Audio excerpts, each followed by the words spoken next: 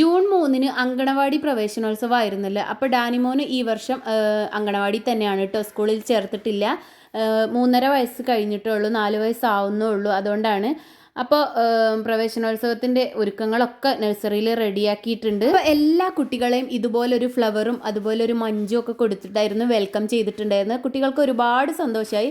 പിന്നെ ബലൂണും കാര്യങ്ങളൊക്കെ കയ്യിൽ കൊടുത്തിട്ടുണ്ടായിരുന്നു. ഇതൊക്കെ കാണുമ്പോൾ തന്നെ അവർക്ക് വലിയ സന്തോഷമായിരിക്കും. പിന്നെ പ്രവേശനോത്സവത്തിൻ്റെ തൊപ്പിയൊക്കെ വെച്ചിട്ടുണ്ടായിരുന്നു. ഡാനിക്കുട്ടൻ ആദ്യമൊന്നും മടിച്ചെങ്കിലും അതൊക്കെ കയ്യിൽ കിട്ടിയപ്പോൾ നല്ല ഹാപ്പി ആയിട്ടുണ്ടായിരുന്നു. അങ്ങനെ ടീച്ചറെ സംസാരത്തിന് ശേഷം നമ്മുടെ വിശിഷ്ടാതിഥികളെല്ലാം ഓരോ ആശംസകളൊക്കെ പറഞ്ഞു. നഴ്സറിയുടെ മുറ്റത്ത് തന്നെയായിരുന്നു കേട്ടോ ഇരിക്കാൻ സൗകര്യമൊക്കെ അറേഞ്ച് ചെയ്തിട്ടുണ്ടായിരുന്നത്. അപ്പോൾ കുട്ടികൾക്ക് കൊടുക്കാനായിട്ട് ചെറിയൊരു ഗിഫ്റ്റും ഒരാൾ സ്പോൺസർ ചെയ്തിട്ടുണ്ടായിരുന്നു. അപ്പോൾ അതൊക്കെ ഓരോരുത്തർക്കായിട്ട് കൊടുക്കുകയാണ്.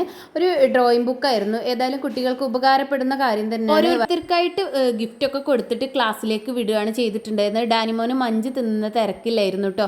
അപ്പോൾ ഗിഫ്റ്റൊക്കെ വാങ്ങി. അത് കിട്ടിയപ്പം പിന്നെ നല്ല സന്തോഷമായി. അങ്ങനെ ഞങ്ങൾ നേരെ അതൊക്കെ കൊണ്ടിട്ട് ക്ലാസ്സിലേക്ക് കയറിയിട്ടോ.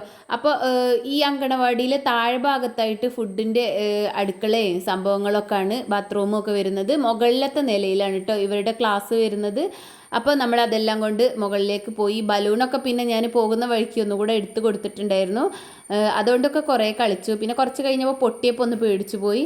അങ്ങനെ ഏതാ കുട്ടികൾക്ക് ഇരിക്കാനുള്ള എല്ലാ സെറ്റപ്പും ചെയ്തിട്ടുണ്ട്. പിന്നെ ടീച്ചർ കുട്ടികളുടെ ഫുഡിൻ്റെ കാര്യവും ബാക്കി എല്ലാ ചര്യകളും കാര്യങ്ങളും എല്ലാ നഴ്സറിയിലെ കാര്യങ്ങളും എല്ലാം പറഞ്ഞു തന്നിട്ടുണ്ടായിരുന്നു. അങ്ങനെ നമ്മൾ കുറച്ച് സമയം അവിടെ നിന്നു. പിന്നെ പായസമൊക്കെ ഉണ്ടായിരുന്നു. പായസമൊക്കെ കുടിച്ചിട്ട് പിന്നെ കുറച്ച് സമയം കഴിഞ്ഞപ്പോൾ ഡാനിമോന് വീട്ടിൽ പോരണമെന്ന് പറഞ്ഞു. അപ്പോൾ പിന്നെ നമ്മൾ ഫുഡൊന്നും കഴിക്കാൻ നിന്നിട്ടില്ലായിരുന്നു. അങ്ങനെ പിന്നെ ഞങ്ങൾ നേരെ വീട്ടിലേക്ക് പോന്നു. അപ്പോൾ ഇതാണ് ഡാനിമോൻ്റെ അങ്കണവാടി പ്രവേശനോത്സവം.